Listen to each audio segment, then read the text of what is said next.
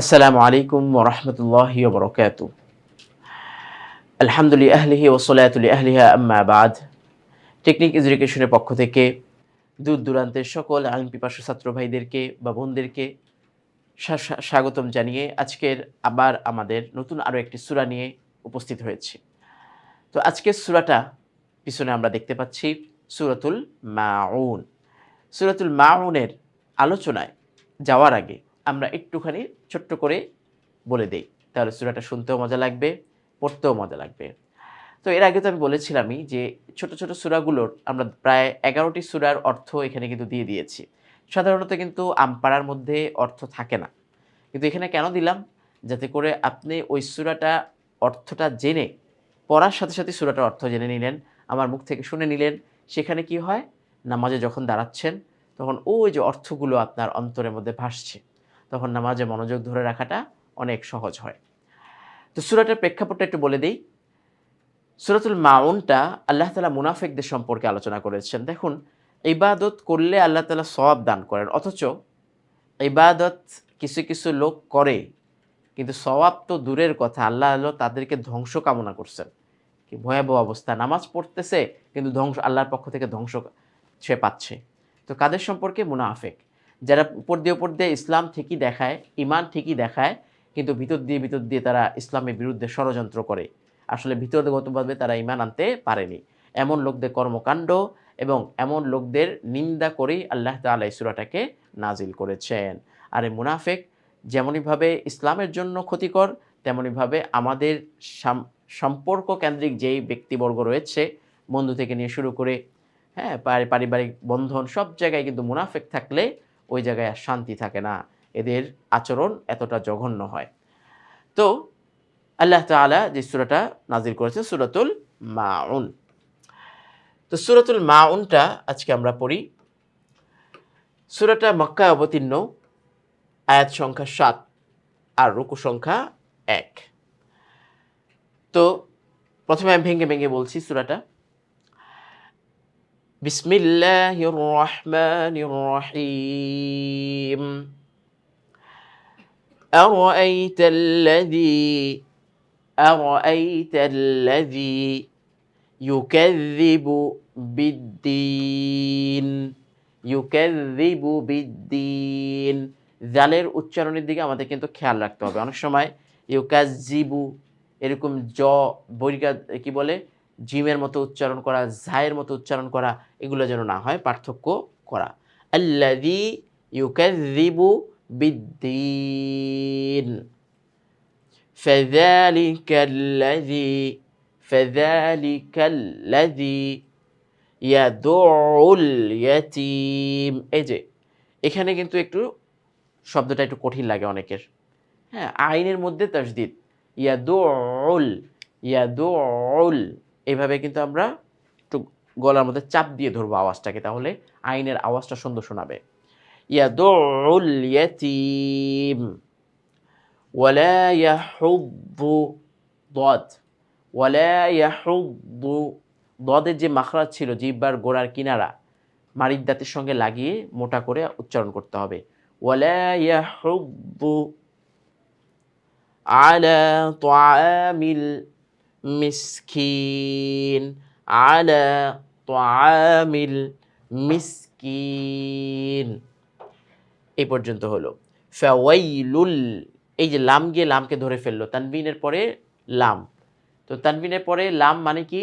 নুন সাকিনের ইদগাম। ইদগামে বেলা গুন্না। যেই ইদগামে কি নাই? গুন্না নেই, কিন্তু ধরবে। ফাওয়াইলুল লিল মুসাল্লিন। লিল মুসাল্লিন। এই যে আল্লাযীনা হুম, এর আগেও আমাদের এরকম একটা জায়গায় গিয়েছিল যে আমরা বলেছিলাম, হ্যাঁ, ওই যে আর রহমানির রহিমের মধ্যে যদি এরকম কোনো আয়াতের শুরুতে হয় যে শব্দটা আমরা দেখতে পাচ্ছি যে আলিফ লাম আছে, লামের উপরে তাসদিদ আর জবর ঠিকই রয়েছে কিন্তু আলিফে কিছু নেই। তাহলে আমরা এখানে ধরে নিব যে একটা জবর আমরা লাগিয়ে নিব। কয়েকটা জায়গায় পার্থক্য রয়েছে, সেই পার্থক্য জায়গাগুলোতেও আমরা বলে দিব ইনশাআল্লাহ। তো আল্লাযীনা হুম আন সলাতিহিম আন সলাতিহিম সাহুন।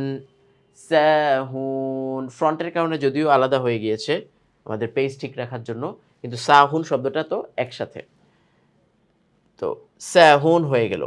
এখানেও ঠিক একই অবস্থা। আল্লাযীনা হুম, হুম ইউরাউন, ইউরাউন, ওয়ায়ামনাউনাল, ওয়ায়ামনাউনাল মাউন, মাউন, এক আলিফ পরে ৩ আলিফ। তো সূরাটা আমি পুরোপুরি পড়ে দিচ্ছি। বিসমিল্লাহির রহমানির রহিম।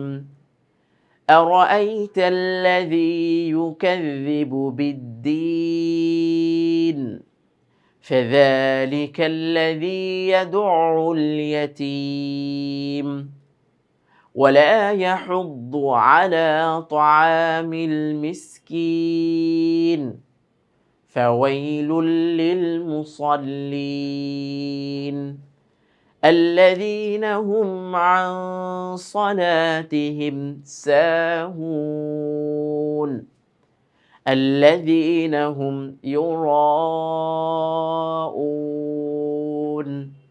ويمنعون الماعون।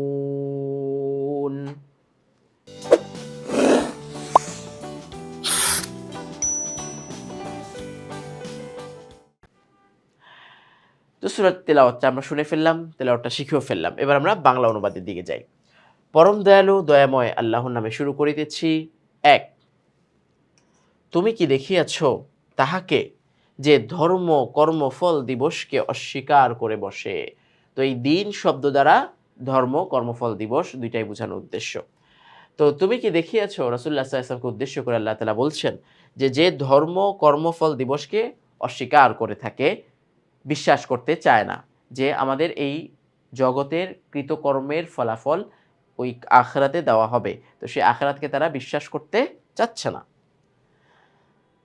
এরপরে কি বলছে? ২, সে তো ওই ব্যক্তি যে ইয়েতিমকে ধাক্কা দিয়ে তাড়াইয়া দেয়। আচ্ছা, তো এইখানে কিন্তু স্পষ্টভাবে বোঝা গেল যারা আখিরাতকে বিশ্বাস করে না, তারা তার কর্মফলকে বিশ্বাস করে না। তো তারা যে কিছু একটা যে আমার এই যে জগৎটার জন্য আমি কষ্ট করছি, ৬০ থেকে ৭০ বছরের একটা এভারেজ বয়সে আমরা বাঁচব। সেটার জন্য দিন-রাত মেহনত করে খেটে কত সম্পদ উপার্জন করছি। অথচ যে আখিরাত, যেখানে আমাদের কোনো সময় সীমার কোনো সীমারেখা নেই।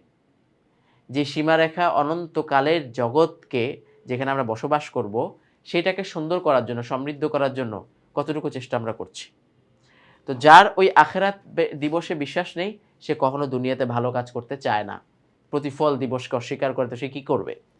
মুনাফিকদের সম্পর্কে আল্লাহ তাআলা বলে দিলেন যে এতিমদের প্রতি যেখানে দয়ার দৃষ্টি রাখার কথা, সেখানে তারা এতিমদেরকে ঘাড় ধাক্কা দিয়ে ইয়াদউ, এই ঘাড় ধরে এভাবে তাড়িয়ে দেয়, ধাক্কা দিয়ে ফেলে দেয়। এই শব্দটা আল্লাহ তাআলা ব্যবহার করেছেন যে ঘাড় ধাক্কা দিয়ে বা ধাক্কা দিয়ে বের করে দেয়। আচ্ছা, পরবর্তী অর্থগুলো আমরা একসাথে নিয়ে আসি। তো ৩ নম্বরে কি বলছে? ৩ নম্বর অর্থ হচ্ছে এবং গরিব মিসকিনদের খোরাকির জন্য উৎসাহ প্রদান করে না।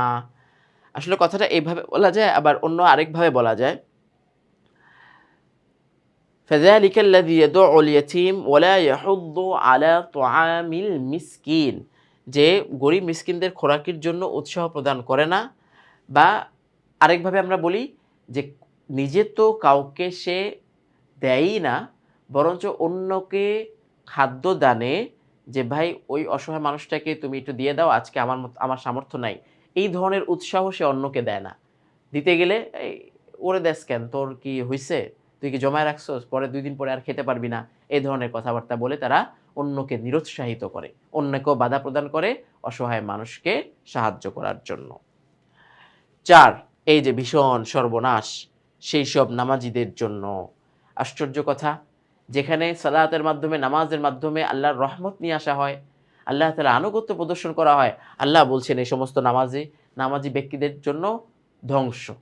তো আসলে তারা তো নামাজ পড়ে লোক দেখানোর উদ্দেশ্যে। তারা তো নামাজ পড়ে মুসলমানদের সিম্প্যাথি পাওয়ার উদ্দেশ্যে। তারা আল্লাহ তাআলার অনুগ্রহ পাওয়ার উদ্দেশ্যে সালাত আদায় করে না। এজন্যই আল্লাহ তাআলা তাদের উপর ধ্বংস কামনা করেছেন। 5, যাহারা নিজেদের নামাজ থেকে উদাসীন, এবং ওই যে যেহেতু তার অন্তরের মধ্যে আল্লাহ তাআলার ভয়, আগ্রহ নিয়ে সে নামাজ পড়ে না, সেজন্য সে নামাজ সম্পর্কে উদাসীন, গাফেল, অলস। তো সে কি করে? এই দেখা গেছে কেউ দেখতেছে না, ব্যাস নামাজ পড়ে না। ফজর নামাজ, ঘুম। যখন দেখা গেছে মানুষ তো জিজ্ঞেস করবে, "কি ভাই নামাজ কালাম পড়ো না, কি ব্যাপার? মুসলমান কেমনে হইছো?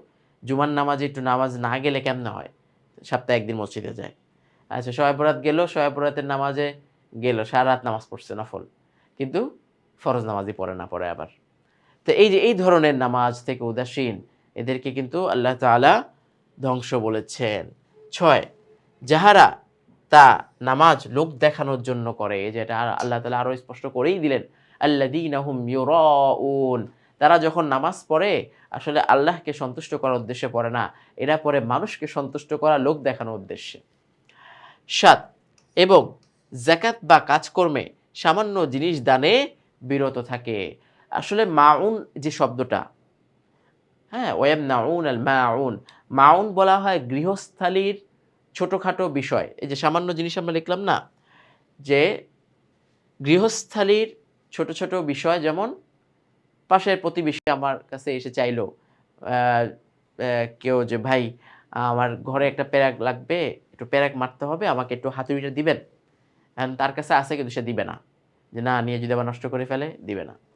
তারপরে কি বাসায় যে মহিলারা রয়েছে, একজন আরেকজনের মহিলার বাসায় গিয়ে বললেন যে, "ভাবি আমার তো এ রান্না করতেছিলাম, লবণটা শেষ হয়ে গিয়েছে। আমাকে একটু লবণ দেওয়া যায়? আমি পরবর্তীতে আপনাকে সাহায্য করব আবার।" তো এই যে সে দিবে না। "না, তোমারটা তুমি কিনে নাও, আমি কেন দিব?" প্রতিবেশীর সাহায্য থেকে, ছোটখাটো বিষয়বস্তু থেকে তারা বাধা প্রদান করে। ছোট, ছোট হেল্পটাও মানুষকে করতে চায় না। নিজেরই হয় না তা অন্যকে কি দিবে? তো এই যে যাকাত বা কাজকর্মে, এখানে আকারটা ভুল আসছে। যাকাত বা কাজকর্মে সামান্য জিনিস দানে বিরত থাকে। এই হচ্ছে কথা। তো লম্বা একটি সূরা আমরা মোটামুটি অন্যান্য সূরাগুলোর তুলনায় একটু পড়লাম। আস্তে, আস্তে তো আরো বড়র দিকে সূরাগুলো যাবে।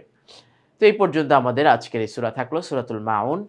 আশা করি আমরা এর থেকে শিক্ষা নিয়ে যেমনিভাবে তেলাওয়াতটাও শিখছি এবং এই সূরার মর্মার্থ বুঝে আল্লাহ তাআলা আমাদেরকে একনিষ্ঠভাবে সালাত যেন আদায় করতে সুযোগ দেন, সেই কামনা ব্যক্ত করে আজকের মতো আমরা এখানেই বিদায় নিচ্ছি।